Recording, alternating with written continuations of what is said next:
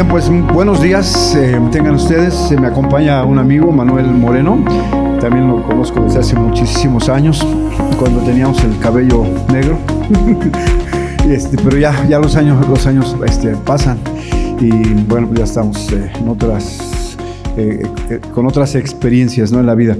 Sí, como me acaban de presentar, mi nombre es Daniel Valencia, soy maestro de inglés. Soy maestro de inglés porque la vida me llevó allá, no porque originalmente quería ser maestro de inglés.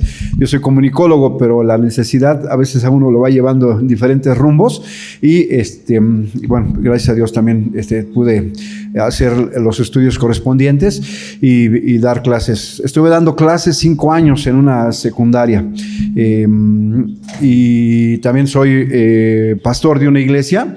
Entonces combino la parte de la educación, la parte espiritual, creo que van muy bien de la mano. Y yo me acuerdo cuando era más joven, hace unos 30 años, ya estoy viejo, ¿verdad? Hace unos 30 años, cuando un papá quería inscribir a su hijo en un colegio, era muy común que si le decían, bueno, pero aquí somos un colegio religioso, o así se decía, ¿no? No debe ser religioso la palabra correcta, pero donde se dan valores. Y a veces le decían, bueno, por aquí se lee la Biblia, o aquí se ora, se ora a Dios, pues, o lo que llamaban devocionales. Aquí hay pequeñas cápsulas que se les da a los niños entre semana, pues para repasar temas de la Biblia. Y cuando los papás escuchaban esa parte de, son religiosos, son cosas espirituales, decían, no, yo no quiero nada con mi hijo en ese colegio, y se iban a buscar otros colegios.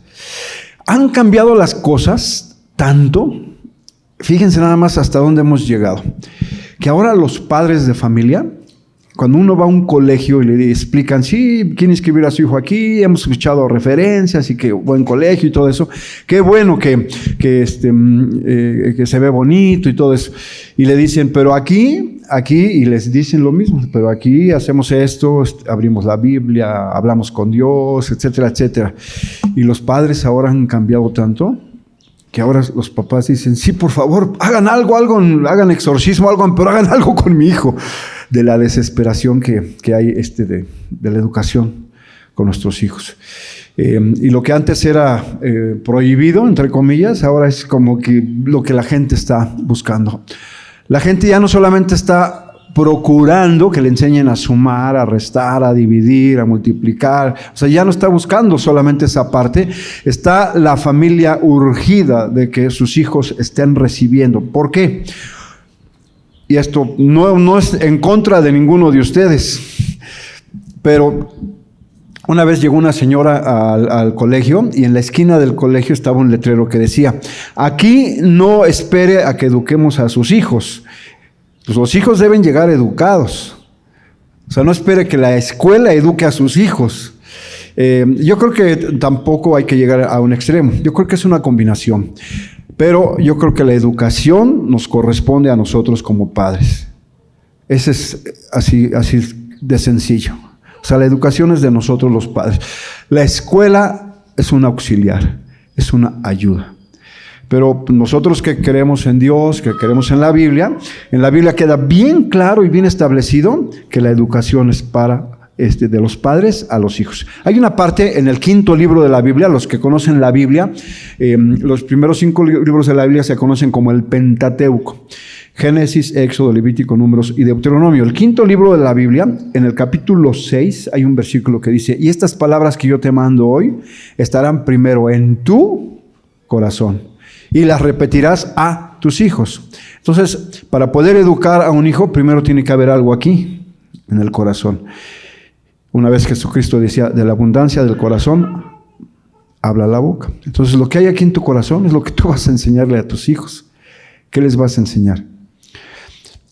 Hay muchos hijos que dicen groserías. Y entonces, ¿a dónde aprendiste? ¿En qué colegio estás? Pues no, en la casa aprendí a decir malas groserías, a odiar, a tomar venganza.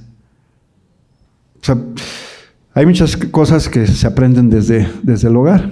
Y simplemente los hijos pues lo empiezan a replicar, ¿no? Pero Todavía estamos sin señal.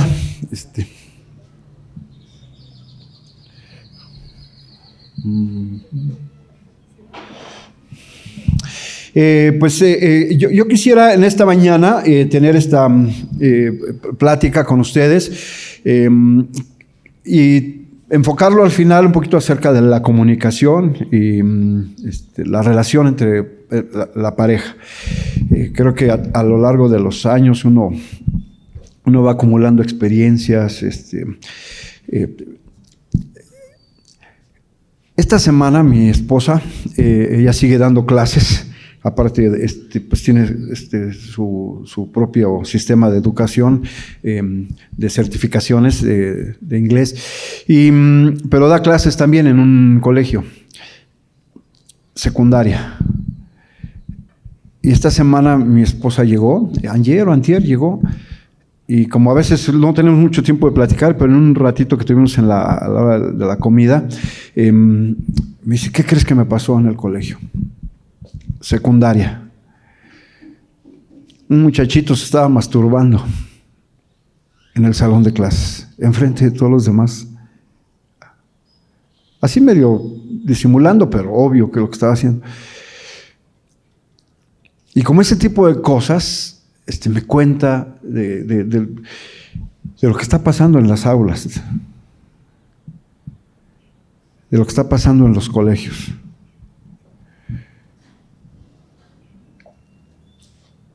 Por eso es muy importante saber a dónde mandamos a nuestros hijos, pero también qué les estamos mostrando dentro de la casa. Y bueno, vamos a tener esta plática. Ahí está. ¿Con este le voy o con este? Ok, estamos en una serie que se llama Relaciones que Edifican, y yo me voy a enfocar al final a hablar un poquito de la comunicación y un poquito de la relación entre padres, entre esposos, ¿verdad? Entonces, no, por acá. Entonces, hay un versículo en la Biblia, y esto es muy importante porque es la base, ¿no? Dice, porque de Él y por Él y para Él son todas las cosas, a Él sea la gloria por los siglos. Amén. Se está refiriendo a Dios. Y hay 3 preposiciones. Aquí ustedes van a poder ver 3 preposiciones: de, por y para. Porque de Él, de Él procede, por Él es el creador, y para Él. ¿Por qué les menciono este versículo de la Biblia? Porque para todo lo que tú haces en tu vida, aquí, dice también la Biblia, dice que está establecido que los hombres más o menos tenemos entre 70 y 80 años, y es el promedio de vida. En esos años, pues hacemos y deshacemos. Y entonces, tenemos que tener una respuesta de quién somos, de dónde venimos y a dónde vamos. Esa es algo que parece muy, muy básico, pero no es básico, es fundamental. En el año 83 estuve dando clases en una universidad en Estados Unidos, en Indiana, pero era una combinación como de estudiante maestro, apoyando al departamento de español de la Universidad DePaul, allá en Indianápolis, y en un pueblito que se llama Greencastle. Y entonces ahí tenía como compañero de cuarto a un amigo, Scott, todavía me acuerdo de su nombre, y yo estaba haciendo un trabajo para una clase en inglés, y puse algo así, reflexionando en eso, las 3 preguntas básicas del ser humano: ¿de dónde vengo? ¿Qué hago aquí? ¿A dónde voy? Y entonces me dice, no, es que esto suena muy básico, y me empezó a corregir mi escrito para presentarlo en mi materia que estaba tomando. Era una combinación como de beca de estudiante y apoyando el departamento de lenguas romances. Y entonces me cambió mi escrito, pero me quedó un saborcito así como que pues sí, por un lado sí, ¿no? Qué fácil, ¿no? ¿De dónde vengo? ¿Qué hago aquí? ¿Y a dónde voy? Pero realmente son las 3 preguntas básicas de todo el sistema filosófico. O sea, cualquier filósofo tiene que responder a estas tres interrogantes. ¿De dónde vengo? ¿Qué hago aquí? ¿Y a dónde voy? Y eso es lo que tú tienes que establecer, o si ya lo has establecido. ¿De dónde vienes? ¿Cuál es tu base? ¿De dónde procedes? Si tú crees que venimos de un proceso evolutivo, si tú crees que, como decía Darwin, nuestros antepasados son los animales, pues entonces, ¿qué hago aquí? Pues simplemente me convierto en otro animal, en un grado de animal. ¿Y a dónde voy? Pues no sé si seguiré siendo animal o me convertiré, bueno, ahora en robot, ¿no? Pero, o sea, tienes que responder el antes, el aquí y el después. ¿Qué le vamos a heredar a nuestros hijos? ¿Qué les vamos a dejar? Y entonces es fundamental que uno tenga esta base. Es lo que llamamos una especie de cosmovisión. Todo ser humano tiene una cosmovisión, o sea, una visión del mundo. Todos la tenemos que tener. Si yo le pregunto a usted, ¿cuál es su cosmovisión? Pues puede ser humanista, materialista, evolucionista, naturalista. O sea, pero todos tenemos una cosmovisión de la vida. ¿De dónde vengo? ¿Qué hago aquí? ¿Y a dónde voy? Si eres ateo, pues tienes una cosmovisión. Si eres creyente, tienes una cosmovisión. Entonces lo importante es que tú sepas cuál es tu base, tu marco teórico para lo que creemos. Entonces nosotros partimos de que hay un originador de todo, que le llamamos Dios. ¿De dónde vengo? Bueno, aquí viene. Y luego él hace una creación. Y luego posteriormente vemos, esta es nuestra cosmovisión. Así es como nosotros entendemos. ¿Y por qué el aquí tiene una respuesta con esta palabra? Dios, creación, caída, redención, glorificación. Para mí es mi cosmovisión. Si ustedes me preguntan, bueno, ¿tú qué piensas? ¿Qué crees? Pues yo creo esto. O sea, esto, y ahorita se los voy a explicar. Yo les pregunto a ustedes, ¿qué es lo que ustedes creen? ¿En dónde están parados? Si tú dices, yo creo que vengo del Big Bang, bueno, tienes que tener una explicación. Y para cualquier cosmovisión tenemos que ejercitar fe. Así seas ateo, así seas evolucionista, llega un punto en el que ya no sabes atrás. Supones, crees, te imaginas, pero llega un punto en el que tienes que dar un brinco de fe. En cualquier cosmovisión tú tienes que llegar a la parte anterior, cómo se originó todo. Y empieza a haber diferentes teorías, como de la nada no puede venir nada. Y empiezan los filósofos y los científicos a argumentar de qué es lo que está atrás de todo. Bueno, nosotros estamos parados y por eso tenemos este libro que llamamos Biblia. Este es nuestro libro de texto. Y creemos que este es lo que nos da esta explicación y lo hemos creído y lo creemos. Y creemos que es lógico y creemos que tiene sustento y creemos que tiene respuestas para nosotros. Entonces, ¿de dónde vengo? Pues nosotros decimos, hay un pasado eterno y es Dios. Cuando hablamos de la creación, estamos hablando del principio. Ahorita voy a mencionar algunos versículos de la Biblia. ¿Y qué fue el problema? El problema fue la caída, pero Dios, que es un Dios de amor, creemos que tuvo en su mente una parte que le llama redención y regresar todo al plan original. Entonces, ¿de dónde vengo? Vengo de Dios. Ya uno empieza a poner su base, ¿sí? ¿De dónde vengo? De Dios, que creó. Pero hubo un problema que se llama caída. Dios tiene una solución que le llama redención y entonces la glorificación. ¿De dónde vengo? De Dios. ¿Qué hago aquí? Pues, o sea, disculpen si me expreso con palabras muy, no vulgares, pero muy simples o muy rudas. Pero estamos viviendo en un cochinero. O sea, si no quieres creer en Dios, si no quieres creer en esta base, explica qué hacemos en este mundo ahorita. Pero vivimos en un cochinero, pero tiene una explicación, la caída. ¿O cómo te explicas que hemos llegado que más o menos al 50% de matrimonios terminan en divorcio? ¿O cómo te explicas que el mayor porcentaje de la actividad pedófila está dentro de los propios familiares? Tú examina cualquier asunto de pedofilia y te vas a dar cuenta que es el tío, que es el vecino, siempre está en la red de contactos, los seres que hay. Estamos viviendo, hermanos, en un en un cochinero.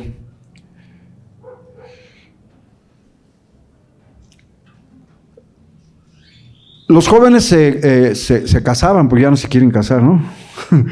¿Cuántos años tienes? 24. Está en edad de casarse y ya no quieres casarte.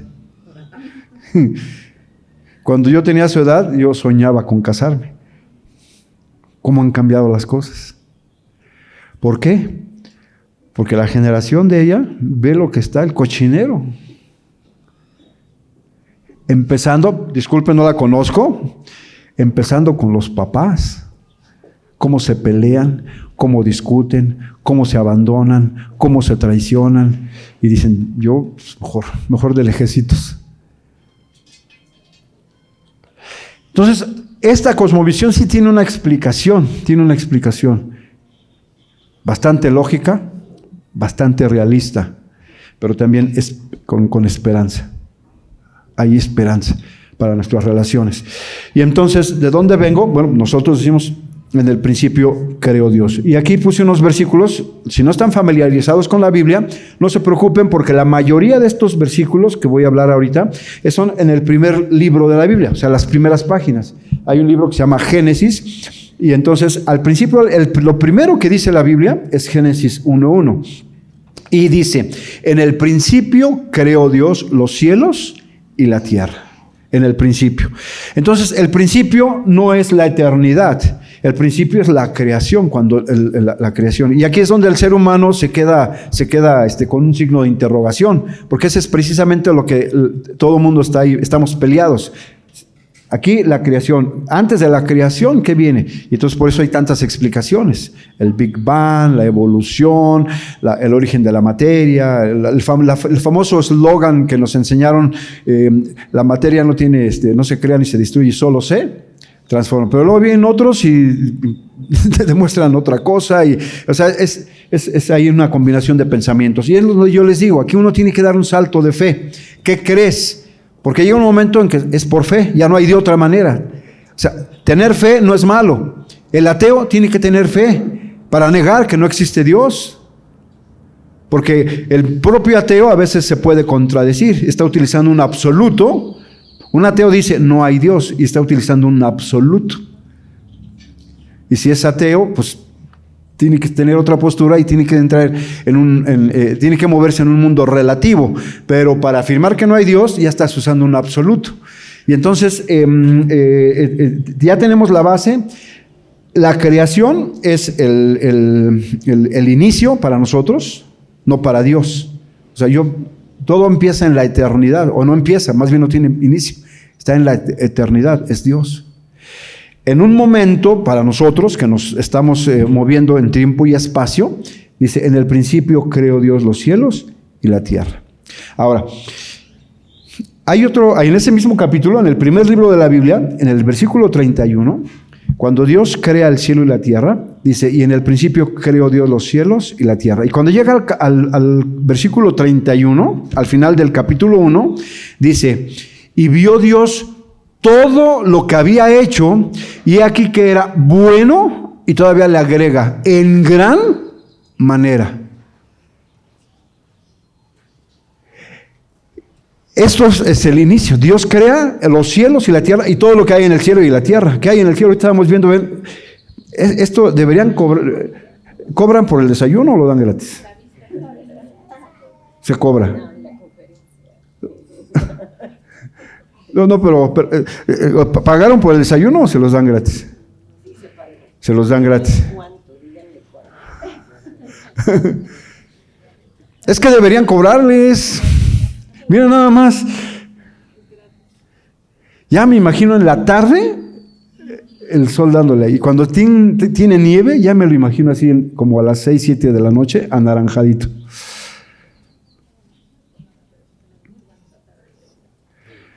Y ahorita se me está prendiendo el foco. Estamos organizando un desayuno o cena para matrimonios de mi grupo, donde yo estoy. Y ya. Y aparte, si los dan gratis, pues. Ah, sí. Bueno, pero ¿cuánto? Sí. No, pues debería ser 140. ¿Con esa vista? La pura vista ya lo pago. Es broma, disculpen. Entonces, ¿de dónde vengo? ¿Qué hago aquí y a dónde voy? Y entonces dice el 1:31, y vio Dios todo lo que había hecho y aquí que era bueno en gran manera. Entonces yo veo esa postal y digo, wow. Y luego yo veo el cuerpo humano y digo, wow. O sea, Dios nos dio 2 ojos. No es casualidad. 2 pies, 2 manos, 5 sentidos. Y precisamente un argumento muy fuerte para los que dicen, ¿existe o no existe Dios? Un argumento muy fuerte es, Dios nos creó también a base de sistemas. O sea, no nada más es la suma de individual, son sistemas. Y eso ya se va complicando lo que existe, darle una explicación. O sea, ¿cómo le agrego tiempo, azar, más casualidad? ¡Prum! Surge el ser humano. Pero el ser humano tiene sistemas. Dentro de nuestro cuerpo hay sistemas. No nada más es la suma de células hacia al azar. Son sistemas. Y eso da una explicación mucho más racional de que tiene algo lógico, le dio origen a todo esto. Muy bien. Entonces dice Dios, y vio Dios todo lo que había hecho y aquí era bueno en gran manera. Y algo de lo que Dios creó fue la familia. Dice, en el principio creó Dios los cielos y la tierra. Y luego dice, y todo lo que hizo fue bueno en gran manera. Y parte de lo que creó Dios es la familia. Por eso, en parte de la creación, le dice Dios al hombre. Le dice, por tanto, dejará el hombre a su padre y a su madre y se unirá a su mujer y los 2 serán una sola carne. Entonces, Dios crea la familia. No es un invento humano. Aquí es donde nosotros, por eso les digo, deben tener ustedes una cosmovisión. Debemos tener una cosmovisión para poderle dar sustento de dónde vengo, qué hago aquí y a dónde voy. Debemos tener una explicación. Y para nosotros, esta es una muy bonita explicación, muy resumida, muy sencilla, porque esto te da para, no un semestre, para todo. Estudiar esto te puede dar para toda una carrera. Pero ahorita estamos tratando de resumirlo. Entonces, Dios nos crea la familia, la institución. Nosotros pensamos y creemos en esta cosmovisión que la familia no es un invento del ser humano. Por eso también parte de los problemas. El ser humano se da la tarea de legislar la familia, pero es algo que Dios no nos dio a nosotros el derecho de legislar. Ahora el hombre se dice, ¿se pueden casar hombre con hombres? ¿Se puede casar mujer con mujer? 2 del mismo sexo pueden adoptar a una niña, a un niño. La familia, Dios la crea y Él ya legisló cómo debe funcionar la familia. Por tanto, dejará el hombre a su padre, el hombre, y se unirá a su mujer. Y luego si uno sigue leyendo en esas páginas de la Biblia, incluso hasta nos dice, si a ti te va muy mal en tu matrimonio, ¿a quién le está yendo mal en su matrimonio? Levante la mano. No les dé pena. O a lo mejor más fácil, ¿a quién no le está yendo mal? Y así ya todos se identifican más fácilmente.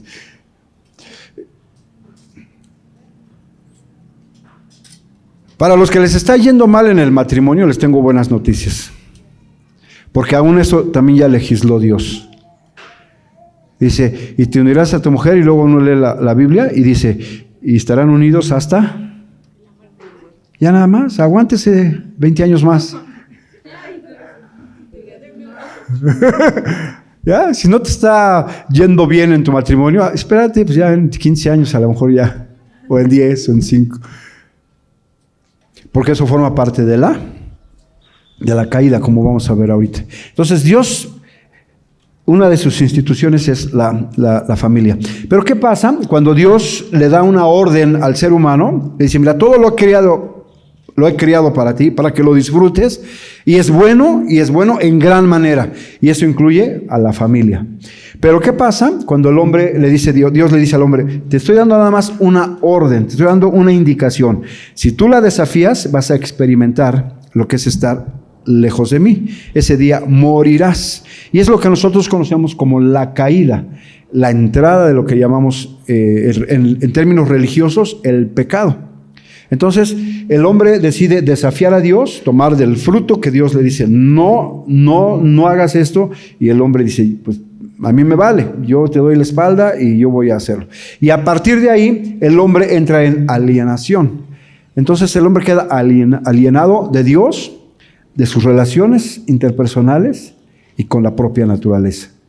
Por eso les decía hace rato, nosotros vivimos en un cochinero.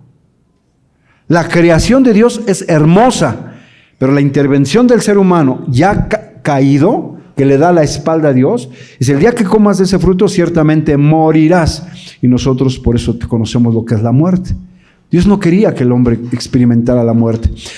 No sé cuántos vieron la película Amores Perros. Para mí, esa película debió haber ganado el Oscar de la película extranjera ese año. Para mí. Mi humilde opinión. Es muy cruda la película, muy cruda, pero muy buena, precisamente por lo que quiere transmitir. Es el deterioro de las relaciones humanas. El que compuso, ¿saben quién compuso el tema de Amores Perros? ¿Saben quién lo compuso? ¿Quién la canta? Bueno, ese es uno de ellos. El tema principal lo compuso Fermín Cuarto. Fermín Cuarto, él era de los fundadores de un grupo regiomontano que se llamaba Control Machete. No sé cuántos recuerdan ese grupo. Y entonces, ¿qué estilo de música es ese? ¿Es rap o qué es hip hop, algo así? Y él aceptó esta cosmovisión. En un momento en su vida aceptó esta cosmovisión. Y cuando él acepta esta cosmovisión, lo que llamamos ser cristiano, de otra manera de identificarnos así, cuando él aceptó esta cosmovisión, entendió que había pecado, que había caído, y entonces acepta a Jesucristo como su Salvador. Ahorita les voy a tratar de explicar todo eso. Y entonces su mentalidad cambia. Y él compuso el tema de Amores Perros.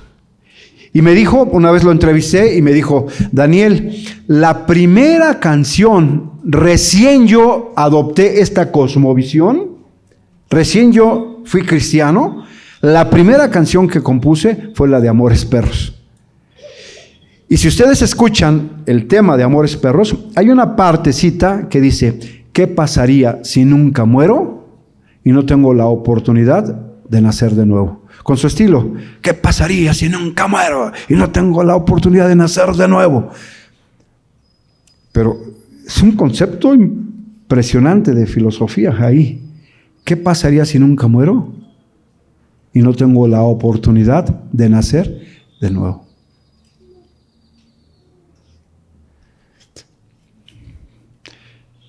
El domingo estaba dando una conferencia en la iglesia donde yo asisto.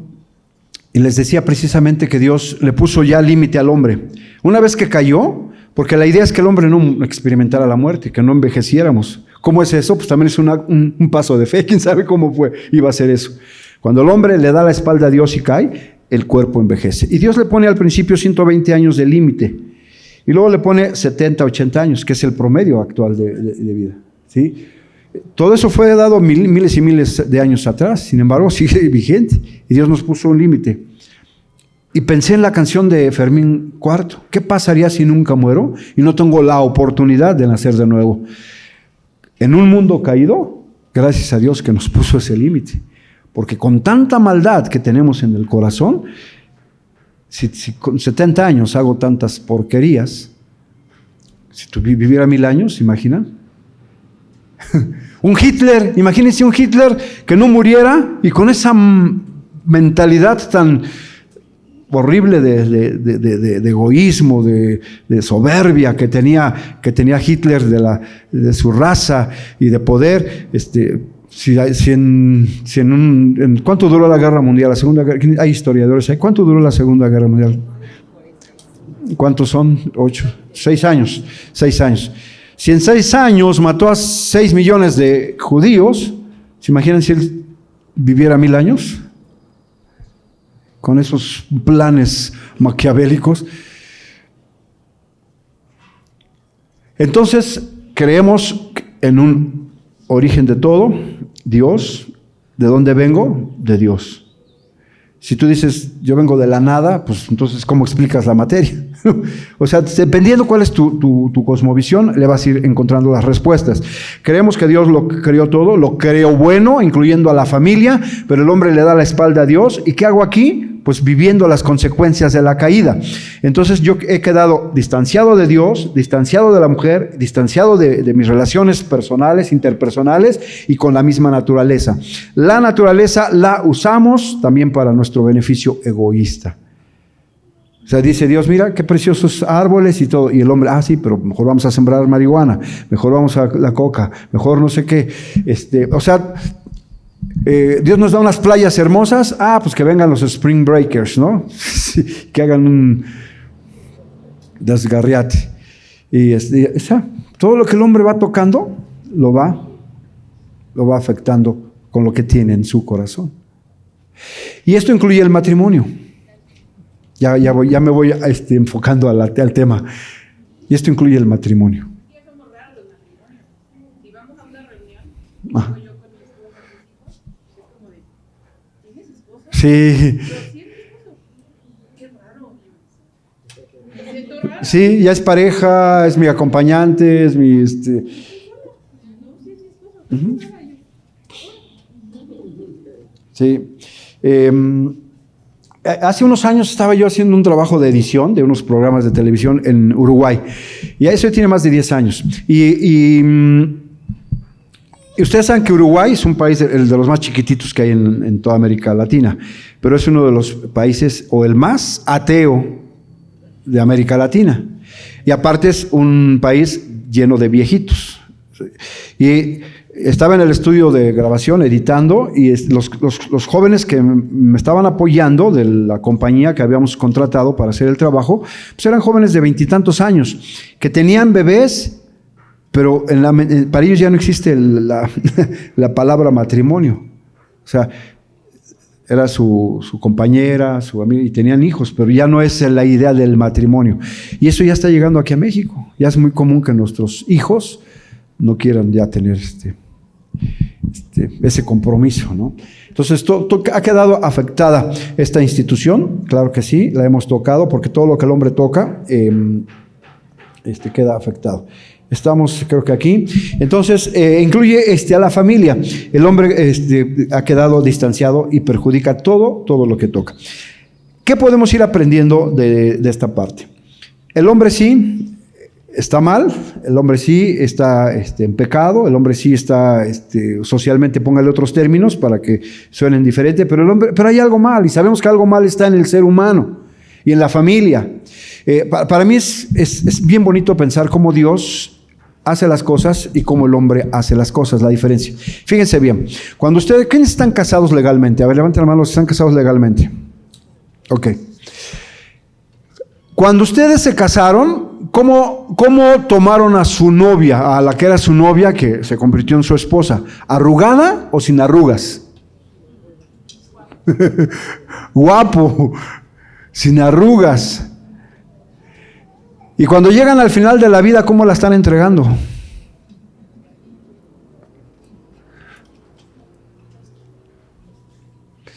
Hay muchas mujeres que tienen arrugas o canas que no son por la edad nada más, sino por las preocupaciones que a veces los hombres les hemos puesto. ¿Dónde andas? ¿De dónde vienes? ¿Y por qué hueles a perfume? Y que no sé qué. Y ahora al revés. Hombres y mujeres, con la liberación ya no es hombre y mujer, sino ya es parejo. Y esto es lo bonito en que Dios nos muestra. Si nosotros tenemos nuestra base Dios, el hombre ha cometido el error de fallarle a Dios y experimenta lo que es el pecado. La paga del pecado es muerte y nuestras relaciones se perjudican. Somos egoístas, somos avaros, somos materialistas, perjudicamos todo lo que tocamos, incluyendo el matrimonio. Hay un pasaje en la Biblia que está más adelante, que es un libro que se llama Efesios, donde dice que debemos amar a nuestras mujeres como Cristo amó a la iglesia. Les preguntaba esto de que cuando nosotros empezamos un matrimonio a nuestra novia, yo nunca he conocido hasta ahorita, ustedes no sé si han conocido, si no díganme porque me gustaría tener esta anécdota. Yo nunca he conocido a alguien que diga, yo me casé con ella para hacerle el favor. Era la más fea del pueblo. ¿Ustedes conocen a alguien así? ¿Usted se casó? ¿Está casada legalmente? Perdón, soy Viuda. Estuvo casada, perdón, legalmente. ¿Y usted se fijó en su esposo por ser el horrible de Xochimilco? ¿No va? Yo no conozco a alguien que se casó con alguien porque era el más feo. O la más fea. Y cuando yo empiezo a tratar de relacionar este tema, esta cosmovisión en cuanto al matrimonio, y después vamos a hablar un poquito de los hijos, Dios empieza al revés que como empieza el hombre. El hombre empieza escogiendo a la mujer, y aparte los hombres, ahí sí creo en la evolución, somos como animales. El hombre se fija en ¿qué? En lo físico. Y la mujer, entre comillas, dice, que era bonachón, que hablador, que no sé qué, y todo. Yo no me la trago, pero bueno, nos fijamos en el físico. Cuando tú escogiste a tu novia, a tu esposo, te fijaste en el físico. Quizás no era un Tom Cruise, pero pues ahí se defendía, ¿no? Y a nuestra esposa igual. Y cuando terminan los años, ya sea por viudez, disculpe, por la edad, ¿cómo entregamos el paquete? Y yo aprendo de Dios al revés. Cuando yo estudio quién es Dios, dice que la iglesia, los que somos creyentes en Dios, en todo el mundo, nos llama la iglesia. Somos la iglesia de Dios. Y utilizando un lenguaje poético, de poesía, nos identifica como la novia de Dios. La iglesia, cada creyente en esta cosmovisión nos identifica como la novia de Dios. Somos la novia de Dios. Pero Dios empieza la relación diferente de como la empieza el hombre. El hombre la empieza cuando eres joven, cuando eres bonita. Ahora sí, me caso contigo porque eres joven, eres bonita, me siento atraído a ti. Y la mujer dice, bueno, pues tú no cantas tan mal las rancheras también. Y se juntan los dos. Y con el tiempo vamos afectando esa relación. Dios empieza al revés. Cuando Dios dice, te amo, Dios nos dice, te amo porque no tienes arrugas. No. Te amo porque tú no eres mentiroso. No. Te amo porque tú no eres egoísta. No. Dios empieza al revés. Dios empieza diciendo, tú sí eres la más fea del pueblo. Tú eres el más feo del pueblo. ¿Eres qué? Pecador. Me has fallado, me has dado la espalda. Y entonces dice Dios, te estoy escogiendo porque eres pecador. Tú has caído, tú me has dado la espalda. Te estoy escogiendo no porque seas el más guapo ni la más bonita, sino porque tú eres la que apestas. Perdón que me exprese así. Dice la Biblia, yo miro el corazón. Los hombres ven lo que está delante de sus ojos. No levanten la mano, pero algunos se bañaron para venir a esta conferencia. No les digo que levanten la mano porque a lo mejor algunos no se bañó, pero por lo menos se arreglaron, ¿no? Yo no veo a nadie en pijama. O sea, dice la Biblia entonces que el hombre ve lo que está delante de sus ojos, pero Dios ve el corazón. Y cuando Dios dice te amo, cuando dice yo te amo, no es porque ya o él es bonito porque ya te bañaste. No, yo te amo en el momento que más lo necesitas. Y en el matrimonio ese es el elemento que nos hace falta. Decirle a la esposa en práctica y en palabra, decirle, yo estoy contigo, te amo, porque es el momento en que tú estás requiriendo ser amada o ser amado. Y Dios así nos ama. Hay un pasaje en la Biblia, y es lo que ahora nosotros llamamos la redención. En Romanos 5:8 dice, mas Dios muestra su amor para con nosotros, en que siendo aún pecadores, Cristo murió por nosotros. ¿En qué momento se manifiesta el amor? En el momento de mayor necesidad, no en el momento en el que no se necesita. Y en el matrimonio nosotros podemos ir aprendiendo esos principios de cómo se relaciona Dios con el ser humano en el momento que más se requiere. Yo tengo 62 años y yo ya, mi amor por mi esposa ya empieza a tener otro sentido, ¿no? Ya cuando el buró de la cama, cuando eres joven, pues si te gusta la lectura, está lleno ahí de 3, 4, 5 libros que estás leyendo y pasan los años y se van cambiando los libros por cajas de medicinas.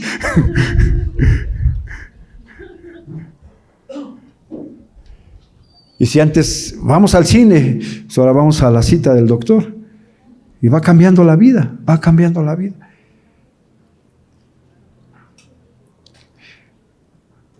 ¿Cómo te ama Dios? En tu momento de mayor necesidad. Cuando eres más vulnerable, cuando lo necesitas más. Mas Dios muestra su amor para con nosotros, en que siendo aún pecadores, Cristo murió por nosotros. Se calcula, y yo creo que ya está conservadora la estadística, que el divorcio, que más del 50% de los seres humanos y de los matrimonios, aunque no estén casados, caen en infidelidad, de una o de otra manera. Dentro y fuera de las iglesias.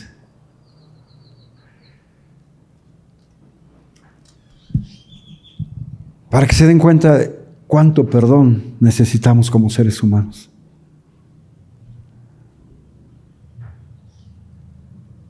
Porque aún la infidelidad es un tema que la Biblia invita a reconciliar, a perdonar.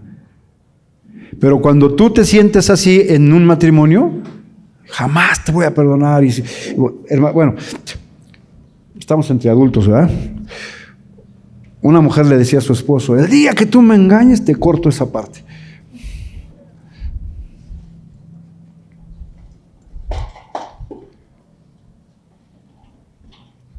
El amor se muestra en los momentos ¿de qué? De mayor necesidad. Si no, no es amor. Jesucristo mismo lo dijo. Si saludas al que te saluda, pues ¿qué ganas? Saluda al que te da la espalda, saluda a tu enemigo. Pero si saludas al que te trata bien, pues no haces nada extraordinario. El amor se da en los momentos que se requieren, que se necesitan. Y para no alargarme, me voy a saltar casi todo, para aterrizar un poquito con los niños y la comunicación de la familia. En Génesis yo encuentro un principio fundamental. Dios, y aquí puse una imagen, este puente, Dios construye puentes, Dios levanta puentes. Cuando el hombre le da la espalda a Dios, ¿ustedes recuerdan el tema de la creación?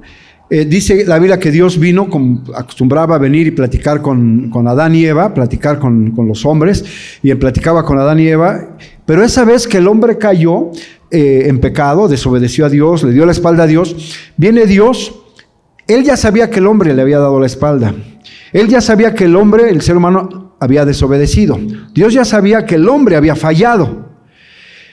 Pero ¿qué aprendemos en este momento de la comunicación de Dios con la raza humana? Dios no llegó como a veces los hombres llegamos con las mujeres. No llegamos a escuchar una explicación, ya llegamos con la espada desenvainada. ¿Y qué hiciste con el dinero? Pues ¿cómo que no hay para comer si te dejé para la comida? Y la mujer, ¿y tú qué hiciste con tu horario? Que te dije que llegaras a las 8 y llegas a las 10. Y empieza, y entonces ya no es con preguntas, sino más bien ataque. Tú vienes de haber no sé quién, y tú vienes de hacer no sé qué cosa, y tú vienes. Y entonces empezamos a atacar, empezamos a pelear. Dios sabía que el hombre había fallado. Dios sabía que el hombre merecía la muerte. Dios sabía que el hombre estaba ya alienado de él. Él sabía que ya no había en ese momento algo que los uniera, porque el pecado los había separado. Sin embargo, dice Dios, yo vengo a construir un puente contigo. Yo vengo a acercarme, no a alejarme. Y entonces, la manera en que Dios se comunica con el ser humano es impresionante. En lugar de venir y decir, hiciste lo que no tenías que hacer hecho, ¿cómo llegó Dios? ¿Recuerdan? Digo, son pasajes que, aunque no sean cristianos, lo leemos, son literatura universal. ¿Recuerdan cómo fue la comunicación? Llegó Dios y en lugar de señalar, ¿qué hizo? Preguntas.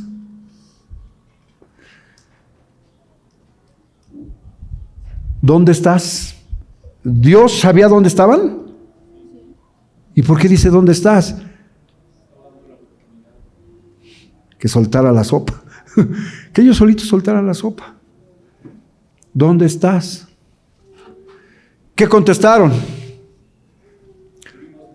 Tuvimos miedo porque estamos desnudos y no sé qué. ¿Quién te enseñó que estabas desnudo? O sea, en lugar de sí, tienes que sentirte cucaracha porque lo que hiciste no es para menos. Llega Dios y a través de preguntas, ¿qué has hecho? ¿Dónde estás? Y ese principio es muy importante también para nosotros en el matrimonio. En lugar de estar siempre con la espada. ¿Saben los que son mujeres? Bueno, eso me lo dice mi esposa. Me dice, es que me gustaría que esa pregunta que puede valer oro en un día cualquiera. ¿Cómo? Aunque ya sé lo que hizo o lo que no ha hecho, y yo vengo con las ganas de decir, te dije. Una pregunta que las mujeres anhelan es, ¿cómo te sientes? ¿Cómo te sientes? Ya se sueltan a llorar. Y hay que darles esa oportunidad. ¿Cómo te sientes? Y Dios, a través de preguntas, se empezó a comunicar con el hombre. Sabiendo la realidad, sabiendo la situación, empieza a construir puentes. De tal manera que Dios también espera de nosotros una respuesta. Y lo mismo podemos nosotros aplicar con los hijos. Sabemos que empezaron que tuvieron ya relaciones sexuales antes de casarse o de tener novias, o sabemos que ya están usando la marihuana o ya fueron más adelante con otras sustancias, y sabemos que anda algo mal con los hijos. Entonces, en lugar de decir, y ahora ya de la escuela tienes 3 minutos para llegar a la casa y el teléfono dámelo, y empezamos usemos esos mismos principios. ¿Qué te pasa, hijo? ¿Cómo te sientes? ¿Por qué te veo tan callado?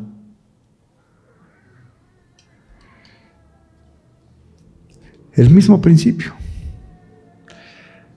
¿Saben ustedes que la interrogación es el elemento del conocimiento?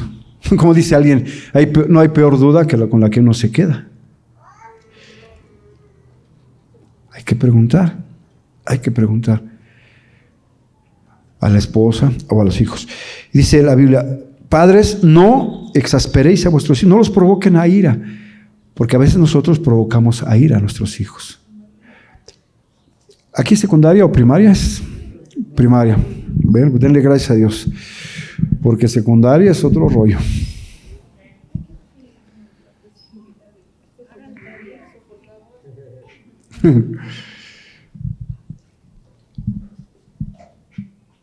Sabemos en qué están metidos nuestros hijos. No sabemos. Entonces, si nosotros llegamos con la espada desenvainada, pues no vamos a lograr mucho. Hay que establecer un puente. Escuchar. O sea, a veces hacemos preguntas y antes de que contesten ya hacemos otra pregunta. Dios no hizo eso. Dios hizo una pregunta, ¿dónde estás? Y esperó la respuesta del ser humano. ¿Qué has hecho? Y esperó la respuesta. O sea, él ya sabía las respuestas también, pero se esperó a escuchar. Que el hombre fuera soltando. Y creo que eso podemos hacer nosotros. En el matrimonio, en la relación con nuestros hijos y en la relación con todos los seres humanos. Darnos esa oportunidad. Que aunque nosotros ya sabemos, dar la oportunidad. Que él vaya. Porque a lo mejor en esas confesiones él mismo se va haciendo una catarsis, se va haciendo algo y llega él mismo a poner soluciones, el acusado, ¿no? Pero como el hombre somos generalmente piedras duras, pues Dios dijo, no, yo sé que tú no, ni con canicas lo vas a entender, entonces te lo voy a poner más sencillo, ¿no? Y dice, el puente mío se llama Jesucristo. Por eso les decía Romanos 5:8, más 10 muestras amor para con nosotros en que siendo aún pecadores, Cristo murió por nosotros. Y ahora tenemos una esperanza, una reconciliación con Dios. Por eso dice la Biblia que al que a mí viene, no lo echo fuera. Y empieza todo un proceso de regeneración. Esto que se perdió tiene que ser reprogramado. Y Dios empieza un proceso de reprogramación. Y al final, pues darnos la oportunidad de tener otra vez esa relación que estaba en la creación. Poder ir al cielo. Vamos al cielo no porque somos buenos. ¿Usted se siente buena? Vamos a ponerle una velita. Dice la Biblia, por cuanto todos pecaron, estamos separados de la gloria de Dios. Delante de Dios, no existe una sola persona buena. Delante de Dios. Por eso nos mandó ese puente que se llama Jesucristo. Yo sé que esta es una conferencia escolar, pero me gustaría, como les dije, mi cosmovisión empieza aquí, en Dios, y pues todo lo tratamos de consultar y entregar a Dios. Yo quisiera que termináramos esta charla con una palabra de oración. Que tú ahí donde estás, si puedes interrumpir un poquitito tu desayuno. Dios está aquí, Dios te escucha. Yo quisiera que tú hables con Dios. Dile, Dios, me preocupa esto. O quieres confesarle algo a Dios, dile, perdóname.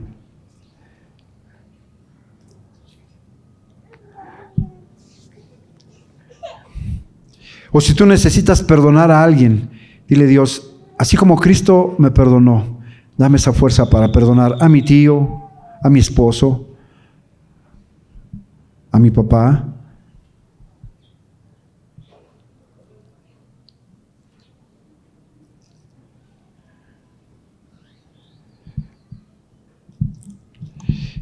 Con tus propias palabras habla con Dios, Él está aquí, te está escuchando. Y si tú has entendido que tu pecado te ha separado de Dios, dile estas palabras: Dios, sé que algo mal está en mi corazón. Necesito tu ayuda. Perdona mis pecados. Ayúdame a entender y a vivir de acuerdo a esta cosmovisión. Sé que algo mal está en el corazón del ser humano y en el mío.